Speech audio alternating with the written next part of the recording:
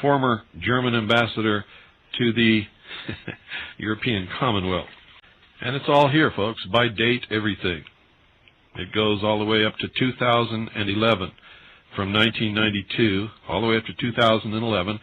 2010 is the date for the completion of the world government. There's an interesting little thing here. In the next stages of the project, we expect to carry out the work outlined in the above paragraphs. Our results will be reviewed with the key participants and public policy groups. In parallel, we shall be disseminating our results both in the United States and abroad. The process has already begun with presentations to the Council on Foreign Relations, CFR, New York, the New York Academy of Sciences, and the Center for European Policy Studies, Brussels. Our dissemination program aims to create a dialogue with participants in order to strengthen and expand our analysis and, if possible, to stimulate others to implement our recommendations, particularly those related to quantitative analysis, where considerably more work is required. How about that, guys? Hi, Chihuahua. So you think world government is a myth, huh? And you think the officer corps of the military service couldn't possibly be involved in this, right? And you don't think old Lieutenant Colonel Greitz knows anything about it or is involved in any way, even though he attended the War College. Is that correct? Well, hang your heads in shame, because you've been stupid again. I'm holding in my hands a book, ladies and gentlemen, published by the Strategic Studies Institute, United States Army War College. Let me say that again for you, just in case you missed it or have wax in your ears. A book published by the Strategic Studies Institute, United States Army War College. You'll also remember that on several episodes of the Hour of the Time, I told you that I thought that the effort to cement world government by the year 2000 had been significantly set back by the activities of me and others like me, the formation of the militias, their inability to disarm the American people, and many other things. And I even gave a date. I said that the world government would take form sometime between the year 2010 and 2013. And you can go back in the old tapes and you can hear me say that. I think I said it 3 or 4 times over the last 4 years. Well, guess what this says, ladies? Guess what the title of this book is? It's printed by the Strategic Studies Institute, United States Army War College, which Bobo Grits attended. And this is a revision of an earlier plan that had stated that world government would take place before or by the year 2000. This is a revision, and this is the exact title. I'm going to read it to you right now. Quote, A World, 2010, A New Order of Nations. How about that? Remember, world government is taught in the War College. It's taught in all of the military academies as the answer to war. They could not be doing what they're doing in Washington, D.C. They could not be placing our troops under United Nations command. They could not be subverting the Constitution, which all officers and enlisted men are sworn to protect and defend against all enemies, foreign and domestic, if the highest-ranking officers in all 4 of our military services were not complicit in this plan to bring about one world government. So, I think you people had better sit down, and you had better understand that we're not lying to you, we're not joking you, we're not yanking your chain, we're not taking you down the path through the garden, or the garden path, so to speak. We're telling you the truth. And if you don't wake up to it very quickly, it may be too late for you to wake up. I hope that's hitting you right square between the eyes. What's happening, ladies and gentlemen, is happening as planned. There's a plan for this. It's being brought about not by accident, but by careful planning, by carefully manipulating and propagandizing the populations of the world. And every night on this broadcast, I am speaking to the entire world You see, it is important that all nations understand that if Americans lose their battle to maintain their freedom, freedom is lost everywhere in the world. You will go backwards into slavery. This is no joke. This is serious stuff. If we here lose, the world loses. This is the last bastion, the last defense, the last line of freedom. This is the place where it will be decided for everyone listening in every country, on every continent, on every island in the entire world. If they succeed in disarming the American people, subjugating this nation to a world socialist government, which is the form that it's going to take, they make no secret of it, then the entire world loses. The entire world will give up freedom, because none of you ever had the freedom to begin with that we have today in this nation, even though we've lost a significant portion within the last few years. If we're not careful, we're going to lose it all. If we lose it all, you're going to lose what little you ever had or have been fighting for so many years and have not yet attained. You had better listen to me. The reason the battle rages mainly in the United States of America is because this is the only country that needs be won. The rest of you will fall easily under control. You have no weapons. You have no concept of freedom because you've never had it. You yearn for something you don't even know what it is.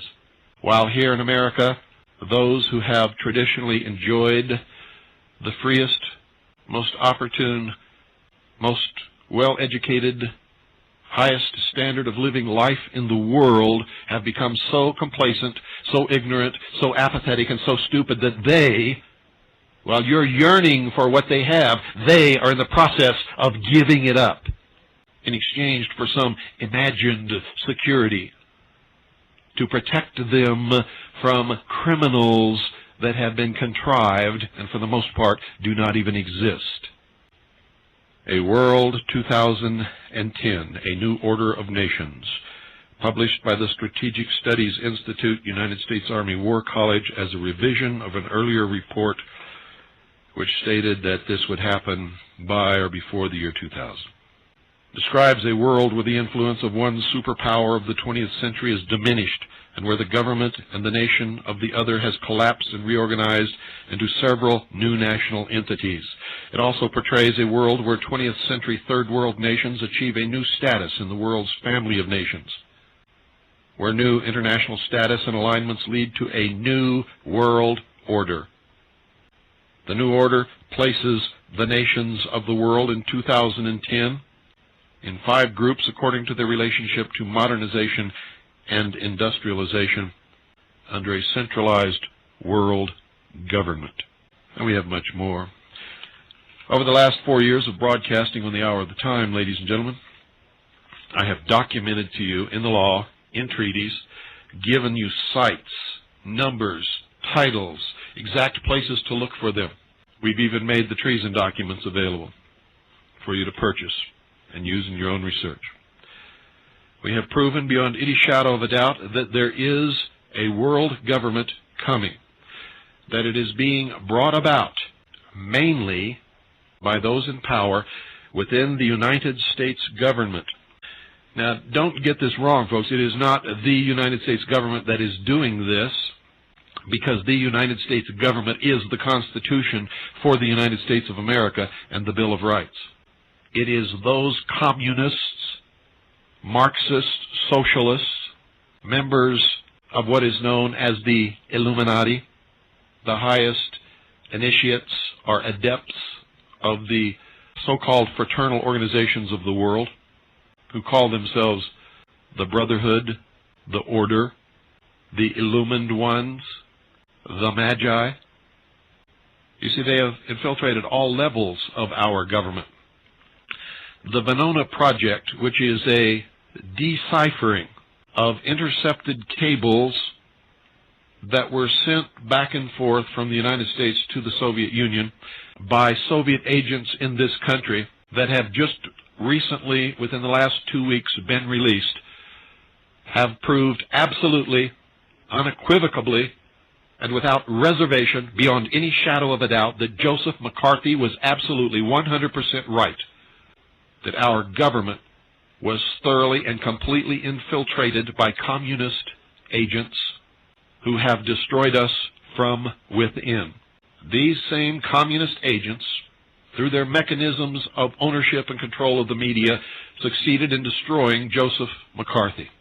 Because of that, and because of the fear that anyone from that moment on, if they tried to ferret out the traitors, the communists, and the socialists in our government, would be blackballed, ostracized, and publicly labeled the McCarthyite, they were able to bring in more agents, more infiltrators, and to promote communists and Marxist socialists and those known as the Illuminati into the highest levels of the government of the United States of America and of the several states. We are now in the hands of those people, ladies and gentlemen, and they are in the process of destroying this once great nation and relegating us to a life without property, with a redistribution of wealth to the third world nations from the United States, in a system of cashless debt chained to a computer under a world totalitarian socialist government, which is now known as the United Nations. You need to get your hands on some kind of real money, and you need to do it very quickly. You see, this country is fixing to come apart at the seams by design, not by accident. How many of you really think that it's a coincidence that the FBI decided to surround these freemen up in Montana just before April the 19th? Things are going to get much worse before they even begin to get better. There is legislation in Congress right now which actually out-Hitlers Hitler, ladies and gentlemen. Every chance Charles Schumer and Arlen Specter get, they stand up and holler about the Nazis in this country who are known as patriots and militias. I'm going to tell you right now, those two guys can holler all they want to. They are the Nazis, along with all of the other members of Congress. And I'm talking about House of Representatives and Senate. If you could see what I have laid in front of me, ladies and gentlemen, you would probably throw up for hours. You would be so physically ill. You would probably take to your bed. It would affect you that strongly. You would be debilitated, mentally and emotionally drained, demoralized. Everything that you've ever been taught could not happen is happening in this country right now. When I said America is fixing to come apart at the seams, I was not joking. I was not making a metaphor. I'm telling you exactly like it is. By design. They're actually trying very hard to instigate some kind of a confrontation. And if they try hard enough, some stupid group of people who cannot think and don't know what that big blob of flesh between their ears is really for,